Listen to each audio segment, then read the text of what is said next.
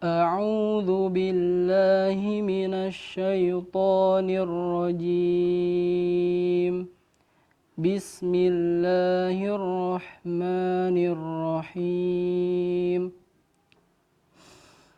إن الذين قالوا ربنا الله ثم استقاموا تتنزل عليهم الملائكة ألا تخافوا ولا تحزنوا وأبشروا بالجنة التي كنتم توعدون نحن أولياؤكم في الحياة الدنيا وفي الآخرة ولكم فيها ما تشتهي أنفسكم ولكم فيها ما تدعون. بسم الله الرحمن الرحيم. السلام عليكم ورحمة الله وبركاته. الحمد لله أنزل الكتاب. الحمد لله الذي أنزل الكتاب هدى لأولي الألباب ومبينا للحق والصواب. الحمد لله الذي أرسل رسوله بالهدى ودين الحق ليظهره على الدين كله ولو كره المشركون. أشهد أن لا إله إلا الله وحده لا شريك له وأشهد أن محمدا عبده ورسوله. اللهم صل وسلم على نبينا محمد وعلى آله وصحبه ومن تبعهم بإحسان إلى يوم الدين. Kaum muslimin dan muslimat, saudaraku yang dimuliakan Allah, mensyukuri nikmat Allah Subhanahu wa taala yang tidak henti-hentinya dilimpahkan kepada kita sehingga kita bisa menjalani Ramadan pada tahun ini, di mana banyak saudara kita yang telah mendahulunya ajal atau mereka yang ditimpa sakit sehingga tidak bisa menikmati Ramadan pada hari ini.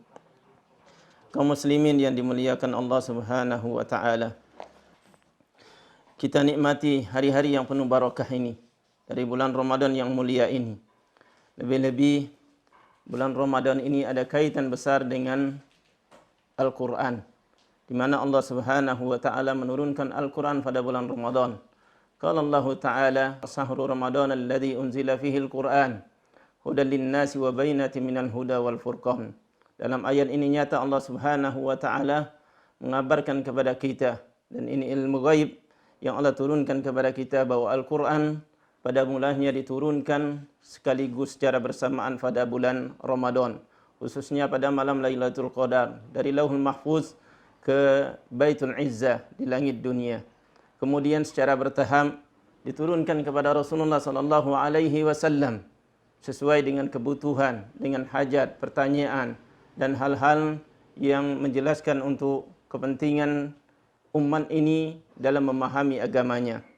Selama lebih kurang 23 tahun. Allah Subhanahu wa taala juga berfirman dalam satu ayatnya, Hamim wal kitabil mubin, inna anzalnahu fi lailatin mubarakatin inna kunna mundirin. Kata Allah Subhanahu wa taala, Hamim, dan kitab yang agung ini, yakni Al-Quran, kami turunkan pada malam yang barakah. Yang dimaksudkan adalah Lailatul Qadar pada bulan Ramadan. Ini sungguh penjelasan bahawa Al-Quran sangat besar kaitannya dengan bulan Ramadan. Di dalam ayat yang lain, Allah Subhanahu wa taala mengatakan, Inna anzalnahu fi lailatul qadar. Allah mengatakan, sungguh kami telah menurunkan Al-Quran ini pada malam Lailatul Qadar. Dan kita telah ketahui, sepakat ulama, bahkan ijma' ulama, ini maksud Lailatul Qadar adalah pada malam akhir dari bulan Ramadan. Jadi Al-Quran sangat besar kaitannya dengan Ramadan. Oleh karena itu pada bagian ini kita akan menyampaikan sedikit bagian dari keutamaan kita muamalah dengan Al-Quran pada bulan Ramadan. Kaum muslimin, saudaraku yang dimuliakan oleh Allah Subhanahu wa taala. Sungguh Allah Subhanahu wa taala telah memuliakan kita, memuliakan kaum muslimin, memuliakan umat Nabi Muhammad dengan Al-Quran ini.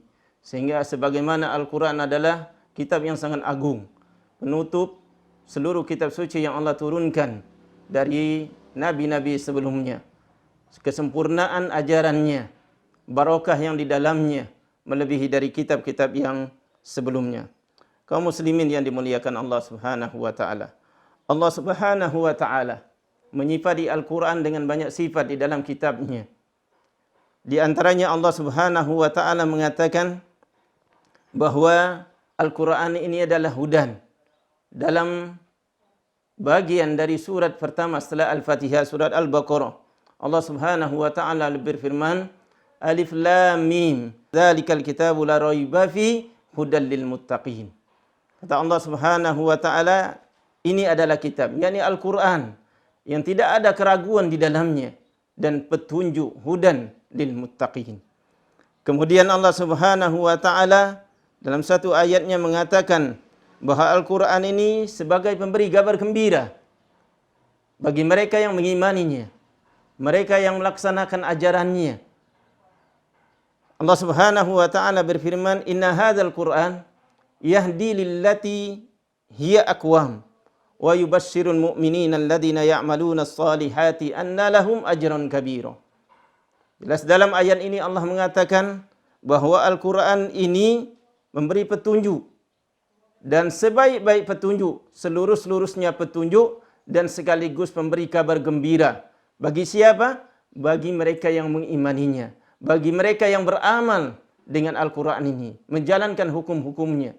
Oleh karena itu, ulama mengatakan bahwa Al-Qur'an ini adalah induk dari segala ilmu, kitab yang sangat agung. Barang siapa berdalil dengannya, mendasarkan ucapannya, mendasarkan urusannya dengan Al-Qur'an, maka dia berada di atas kebenaran.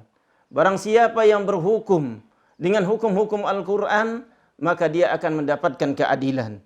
Barang siapa menyandarkan urusannya untuk mencari petunjuk, maka Allah akan tuntun dia dengan petunjuk melalui Al-Qur'an ini.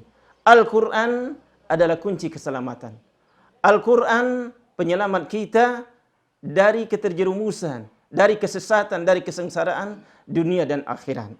Oleh karena itu, Rasulullah sallallahu alaihi wasallam dalam satu hadisnya mengatakan tentang bahwa Al-Qur'an ini adalah kunci keselamatan di dunia dan di akhirat. Rasulullah sallallahu alaihi wasallam mengatakan, "Taraktu fikum amrayni lan tadillu ma in tamassaktum bihima, kitabullah wa sunnati." Kata Rasulullah sallallahu alaihi wasallam, dua perkara yang aku tinggalkan, aku wariskan, aku wasiatkan untuk kalian di dunia ini, apabila kalian berpegang dengannya, maka kalian akan selamat di dunia dan selamat di akhirat. Selamat di dunia dari kesesatan, selamat di akhirat dari azab Allah Subhanahu wa taala. Apa itu? Kitabullah, Al-Qur'an dan sunnah Nabi sallallahu alaihi wasallam. Oleh karena itu dituntut kita untuk banyak mempelajari Al-Qur'an, membaca Al-Qur'an, mentadabburi Al-Qur'an, memahami maknanya, agar kita bisa menjadikannya sebagai pedoman tuntunan dalam kehidupan sehari-hari kita. Di antara juga sifat yang agung yang diberikan oleh Allah, yang Allah kabarkan di dalam Al-Qur'an tentang Al-Qur'an itu sendiri. Allah menggambarkan bahwa Al-Qur'an adalah pemberi peringatan. Qala Allah Ta'ala, Allah berfirman, "Tabarakalladzi nazzala al-furqana 'ala 'abdihi liyakuna lil 'alamin nadhira." Kata Allah Subhanahu wa taala, Maha suci Allah Subhanahu wa taala yang telah menurunkan Al-Furqan. Al-Qur'an ini sebagai pembeda, furqan, antara yang hak yang batil. Dan juga untuk memberi peringatan bagi seluruh alam, bukan hanya kaum muslimin, bahkan seluruh manusia. Demikian juga Allah Subhanahu wa taala menyifati Al-Qur'an dengan mau'izah, pemberi nasihat. Kata Allah Subhanahu wa taala, "Ya ayuhan nasu qad ja'atkum mau'izatun min rabbikum." Wahai manusia, telah datang kepada kalian mau'izah, yakni Al-Qur'an kepada kalian, yang dibawa oleh Nabi kita Muhammad sallallahu alaihi wasallam. Wa sifaa'un, dan juga Allah memberikan sifat tentang Al-Qur'an ini, sifat lima fis sudur, sifat penyembuh untuk hati yang galau, Apabila kita merasakan hati kita yang galau, baca Al-Quran. Nikmati Al-Quran, hayati. Dia akan menjadi penyembuh lebih-lebih di bulan yang mulia ini. Kemudian wahuda wa rahmatul lil mu'minin. Juga petunjuk sekaligus rahmat bagi kaum muslimin. Dengan turunnya Al-Quran sebagai petunjuk rahmat dari Allah Subhanahu wa taala. Berapa banyak mereka yang menjalani kehidupan tapi di dalam kesesatan. Tidak mendapatkan rahmat Allah. Tapi Al-Quran adalah rahmat yang paling agung, paling mulia yang Allah turunkan kepada hambanya dari awal sampai akhirnya. Oleh karena itu, sebagai bukti juga mulianya Al-Quran, lebih-lebih pada bulan Ramadan. Bahkan hubungan Al-Quran dengan Ramadan tampak, di mana Jibril alaihissalam senantiasa turun dalam setiap tahunnya kepada Rasulullah sallallahu alaihi wasallam untuk murajaah, mengulangi Al-Quran kepada Rasulullah sallallahu alaihi wasallam. Dan ketika bulan Ramadan, itu setiap malam Jibril datang kepada Rasulullah sallallahu alaihi wasallam, mengulangi Al-Quran, murajaah Al-Quran bersama Rasulullah sallallahu alaihi wasallam. Perhatikan betapa besar hikmah di sini. Berkumpul antara dua rasul. Rasul malaki wa rasul basari. Rasul dari kalangan malaikat Jibril, malaikat yang paling dimuliakan oleh Allah Subhanahu wa taala, dan rasul yang paling mulia di bumi, Nabi Muhammad sallallahu alaihi wasallam, berkumpul untuk mempelajari Al-Quran. Menunjukkan keagungan Al-Quran.